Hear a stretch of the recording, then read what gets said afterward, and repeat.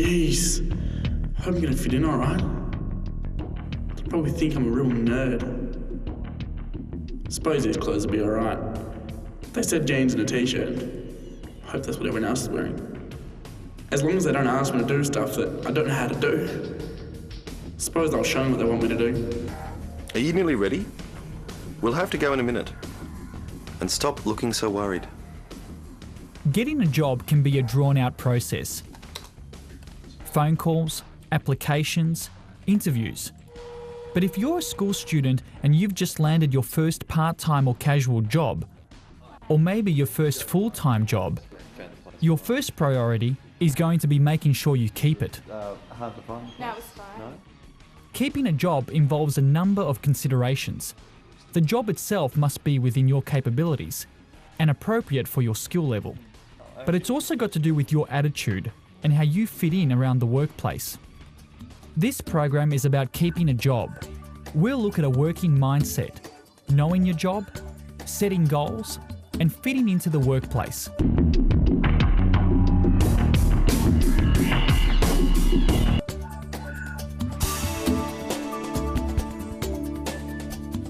For a student or young person whose work experience might be limited to part-time jobs or vet industry placements, starting a job and developing a working mindset can require a shift in thinking and taking on new habits. Harder for a younger person to bring a level of maturity, but some people, of course, have maturity beyond their years in respect to how they can conduct themselves and carry themselves in the workplace. Before you start a new job, think about your mindset for doing the role. So think about how you might go about your first day. So certainly there's going to be not a lot of expectation as there would be, say, 3 months down the track. So you might want to keep a notepad handy in order to write down some new things, write down people's names, which you'll probably never need to look at again. It's a good idea to listen to others in the workplace and take in as much as possible. Showing a willingness to learn is an important part of keeping a job. From my experience, just about everyone within the industry would welcome the opportunity to give somebody an opportunity to experience what the trade's all about, what the industry's all about. I know also that every tradesperson carries with them a responsibility to pass on their skills to any apprentice that's coming through the system. That's just an obligation you assume, having learnt the trade, that you pass it on. And you find that many of those tradespeople and many of our members are always asking the union what are the possibilities about having young people come on the job just to observe how it's carried out so they can get a feel for it. So your mindset needs to be very much open to new ideas, very much about thinking about how do I solve problems, how do I be assertive, how will I express myself in terms of a team player, and how will I communicate with my other employees, and also my willingness to learn, because that's what you really are doing when you're taking on a new role. You're learning something new.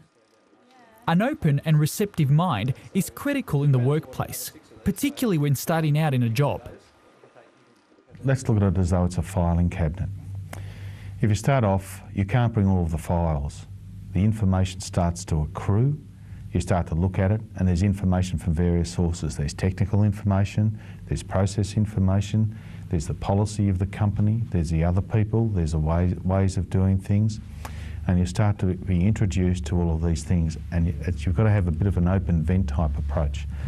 Let's not react to things. I may not like people that have got green hair. Let's not react to them. Let's not react to anything. Let's just sort of take things as they come, have no prejudices. Prejudice meaning don't prejudge anything. Starting in a job, be it full-time or part-time, often requires a new routine. Routines are an effective way to get you into the mode of working. Whatever time you're due to start, a routine can really help keep the stress levels to a minimum. Mum, did you wash my overalls? No time for breakfast again? Jeez, I'm starving. Wish I'd got a copy of that timetable now.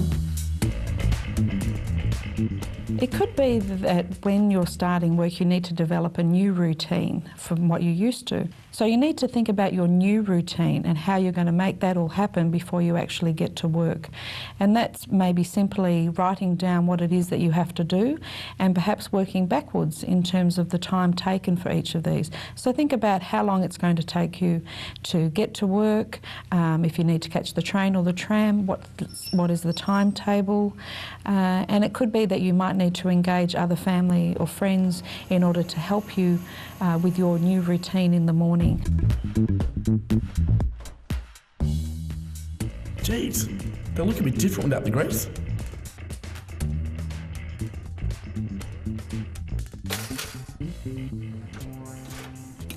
Do you want to make you some breakfast? Ah, you beat me to it. Yeah, amazing toast. Thanks. Right on time.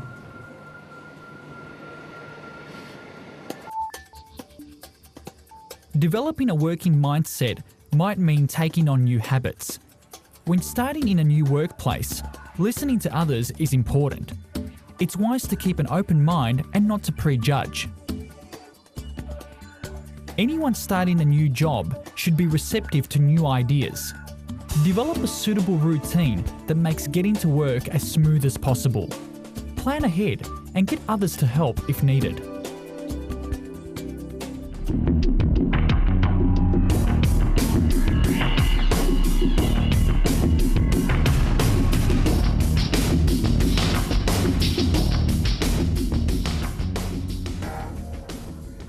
To be comfortable starting a new job, one needs to know as much as you can about the new job.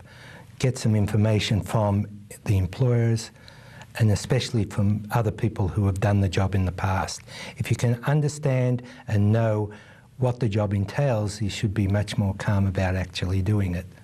It's the unknown that gives people the frights, actually. The first point about keeping a job is making sure you know enough about the job and the workplace, right from the word go. I would suggest that one of the first things that you ask when you start is what actually are my responsibilities as an employee. So if it's not explicitly explained to you, so that you totally understand what that is. So some organisations will have an induction process which will outline what it is that you are to do and not to do, but it would be your responsibility to also ask what they are so that you are fully aware. And you might want to keep a notebook handy in order to write down some things that perhaps are quite new to you and you weren't expecting them, so that it reinforces to you what those roles and responsibilities are. This means having an awareness of the purpose and the importance of your job to the organisation. It doesn't just stop with having the necessary skills to do the required tasks. You've really got to start thinking about the purpose of the job, not just the tasks that the job entails, because pretty much everyone does the same tasks, whether you're in a news agency or a department store or a bar. If you're dealing with customers, you know, it's pretty much the same set of tasks. What you've got to try and demonstrate is that you actually understand the importance of the task. And this is very critical, particularly for younger people, because if you can demonstrate that you know what the job's about and why you are doing things, you'll be leaps and bounds ahead of most other people. Appreciating where your job fits in with the organisation you're working for means you need to know a bit about what other people do too, and how their jobs fit in with the overall running of the workplace. It is also very helpful to know about the aims and objectives of your employer. If your working background is limited to the likes of casual employment while at school, work experience, or vet industry placements, these aspects of a workplace might not have been much on your horizon. But when you rely on your job for your income and are trying to cut out a career path, you can't afford not to pay attention to these aspects. In understanding what the organisation is trying to achieve, you will soon see how you fit into that process, because your work role is integral to the organisation as a whole achieving its aims, to achieving what it sets out as its values in the way it delivers its business. So what actually goes on in the screen printing room? I've never seen it. You didn't get a tour last week when you started. All right, I'll tee up Bluey to give you a tour of the Savo. Any questions, just ask him. Okay, thanks. Okay? Yep. It's really important to understand the different roles and the way that things fit together within the workplace. Without understanding the different roles, there's a lack of connection to the policies, what the organisation should be doing, and understanding those policies, how it works, is a very, very important factor, because then you can see your contribution, and if you understand what the organisation's attempting to do, whether it's philanthropic, whether it's a manufacturing sector or what have you. I mean, a manufacturing sector may just be trying to sort of compete well, to make money, to sustain employment for everybody, and that has a flow-on effect to people's families and lives. That's crucially important just in itself. So understanding the way that the organisation's working, how people make a contribution, enables you to make a better contribution no matter what field of work you're actually employed in. Find out as much information as possible about a job and employer before starting. When working, don't hesitate to ask questions, not just about required tasks, but also the purpose of your job. It is important to know about the roles of others in the workplace, and also the employer's aims and objectives. This helps an employee to make a more effective contribution to the workplace.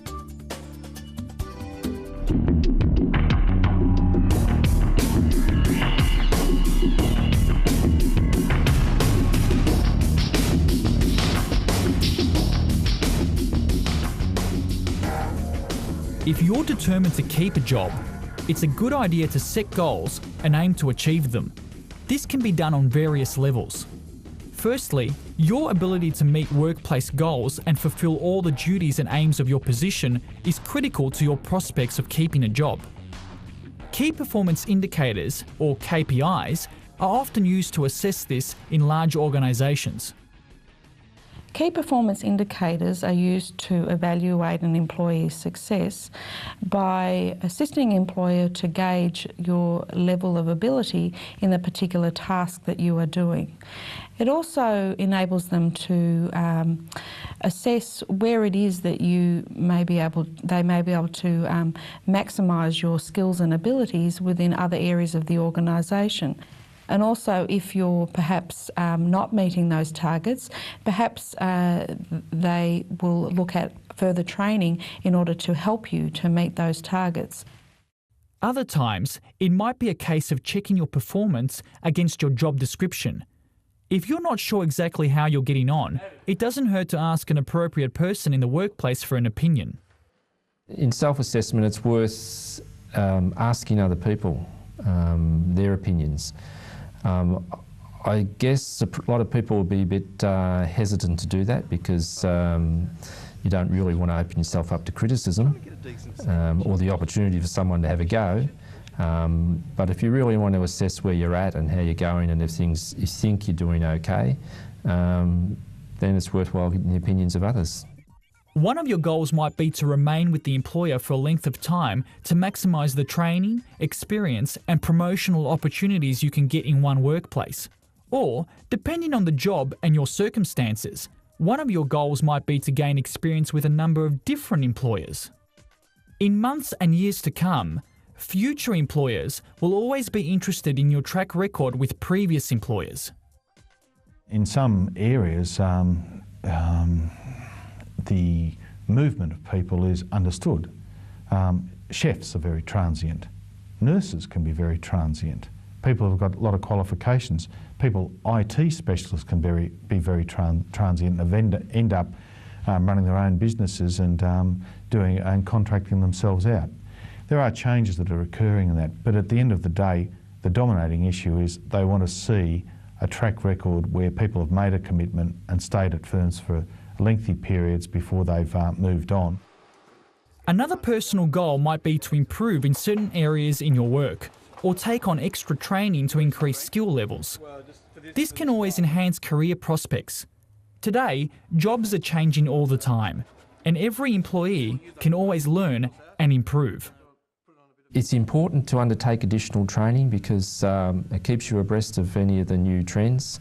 It also makes you more attractive to a prospective employer. It broadens your skill range and broadens your skill base.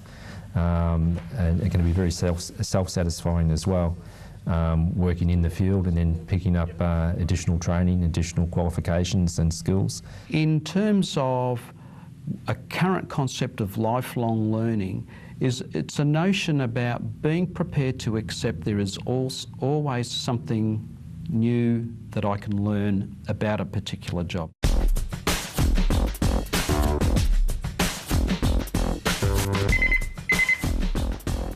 Hello? Get out, mate. Oh, sorry, I can't next weekend. I'm working. Oh, I told my boss I'd work then too. What about the following weekend? How's that for you? Alright, no worries. When you're young and the idea of working full-time is relatively new, you may not regard it as an issue, but it is important to achieve a balance in life between work and leisure. Work-life balance, it always comes back to entertaining yourself, getting a break. It's sort of like sprinting. You can't go on sprinting. You need a break before you can sprint again. Very few people can run a marathon in one go. You need some breaks, and you need some breaks at various times to replenish the skills that you have, take stock of what you're doing, even rethink what you're doing, and come at it from a different angle. Now, I don't think you can do that in a marathon, but you can certainly do it in your working life. Setting and achieving goals at work includes workplace performance goals, often assessed using key performance indicators. In some instances, a worker's goal might be to stay with an employer for an extended time. This can maximise opportunities for experience and promotion. Alternatively, some aim to diversify their experience by moving around. An employee's track record is important for future job prospects. It is also important to aim for an appropriate work-life balance.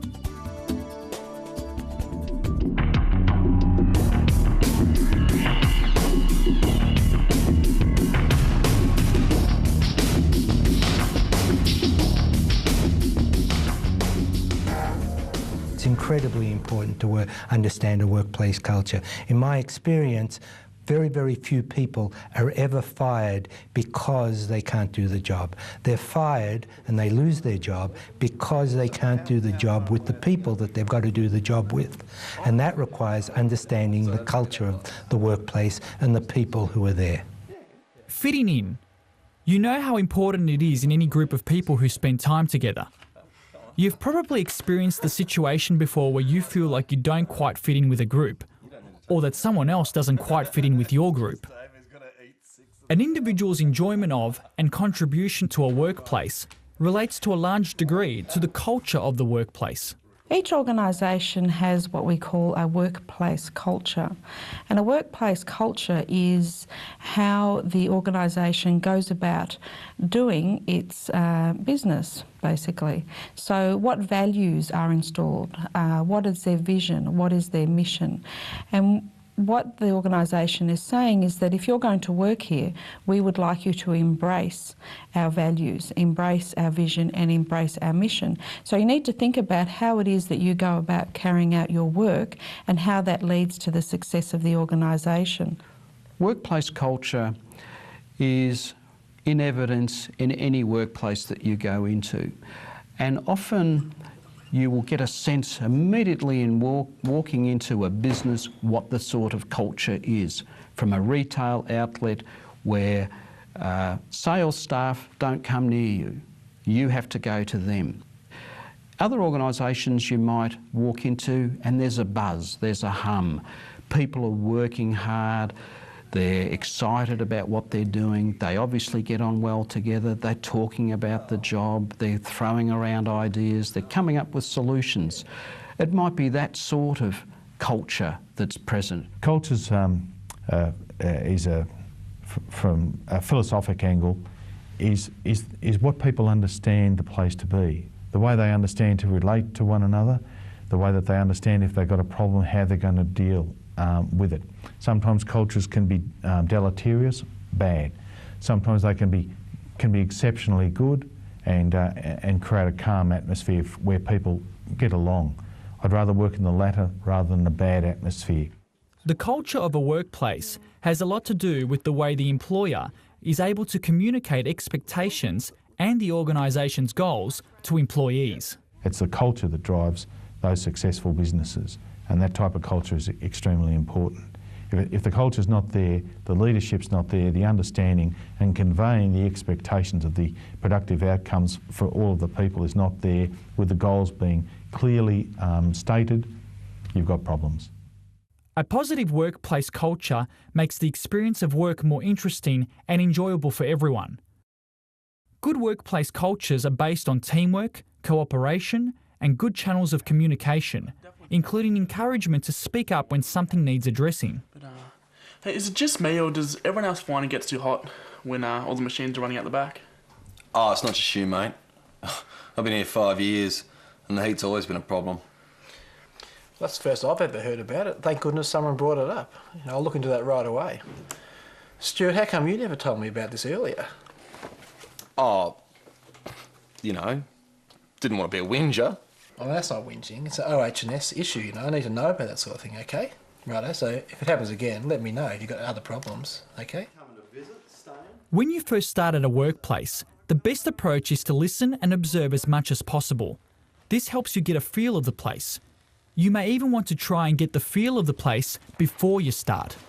Some strategies that you might want to think of in order to help you fit into your new workplace is to think about visiting the workplace before you actually start, to gain an idea of the dress code and the roles and responsibilities, etc. Perhaps if you get the opportunity to perhaps go to the tea room and meet a few people before you start. It is important for an employee to fit in with the workplace and its culture. That is, how people relate and work together, and how the organisation as a whole operates. A workplace culture is often determined by how well goals and expectations are conveyed to staff. New employees should listen and observe as much as possible. Visiting the workplace prior to starting is another way to become familiar with its culture.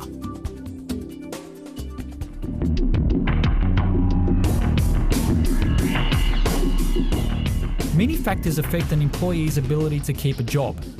It's got a lot to do with their ability to perform the tasks for which they were employed and match up with the key performance indicators relevant to the job and the industry. It's also got a lot to do with the workplace culture, how people relate, how they work together. So if you're young and ready to leave school, or perhaps still at school, when you get that elusive job, being able to competently do the job is important. Even more important is your ability to fit in at the workplace and keep the job.